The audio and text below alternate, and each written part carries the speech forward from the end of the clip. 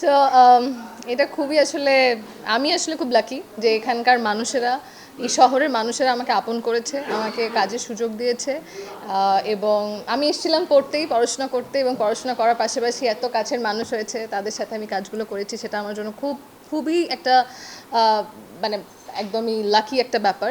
কিন্তু আমি যে নাটকটা করেছি বা যে দুটো নাটক করেছি সেই দুটো ক্যারেক্টারই খুব সুন্দর ছিল। যদি আপনারা স্বপ্নচারিণী দেখেন অথবা আপনারা যদি প্রেম ছলনাও দেখেন তাহলে দেখতে পারবেন যেখানে ক্যারেক্টারগুলোর অনেক শেডস আছে এবং সেই ক্যারেক্টারগুলো খুবই ইন্টারেস্টিং। সো থ্যাঙ্কস টু প্রতীক ভাই যার জন্য এই ক্যারেক্টারগুলো করতে পেরেছি। বেসিক্যালি আমি পড়াশোনা করতে এসেছি, আমি পড়াশোনাই করছিলাম, যেহেতু আমি চারুকলায় পড়াশোনা করছিলাম, তো মিডিয়ার বেশিরভাগ মানুষই চারুকলার রিলেটেড। তো সেখান থেকেই হাই হ্যালো করতে করতে একটা অডিশন অ্যান্ড সেখান থেকে করা। বাট আমি খুবই লাকি, আমার খুব ভালো লেগেছে যে এই দেশে এসে আমি এরকম কাজগুলো করার সুযোগ পেয়েছিলাম।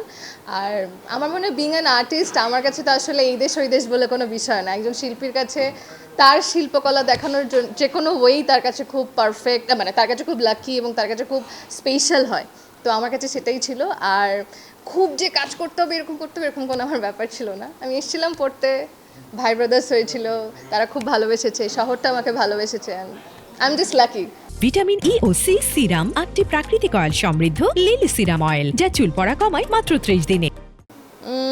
আমি তো এখনো অবধি এখানেই আছি, এখন অবধি কলকাতায় আমি ওইভাবে এখনও যাইনি যে গিয়ে থাকবো এবং কাজ করব। বাট হ্যাঁ, কলকাতা থেকে প্রচুর ভালোবাসা আমি পাই, মানুষজন ওখানে প্রচণ্ড অ্যাপ্রিসিয়েট করে এবং আসলে ওইখানকার মানুষও চায় যে শিল্পীদের আসলে এই ব্যারিয়ারটা ভেঙে ফেলা উচিত, শিল্পীদের কোনো ব্যারিয়ার থাকা উচিত না। এই দেশের মানুষ ওই দেশে কাজ করবে, ওই দেশের মানুষ এই দেশে কাজ করবে, ভালো কাজ হতে হবে, সেটা যে দেশেরই হোক না কেন। আর বাংলা আমার কাছে কখনোই দুটো ভাগ না, আমার কাছে বাংলা সবসময় এক। সো ওইটাই তো আমি বলছিলাম যে আসলে শিল্পীর তো ব্যারিয়ার থাকা উচিত নয়, কারণ শিল্পকে আপনি কখনো আটকাতে পারবেন না, শিল্পীর জন্য গোটা পৃথিবীটাই তার।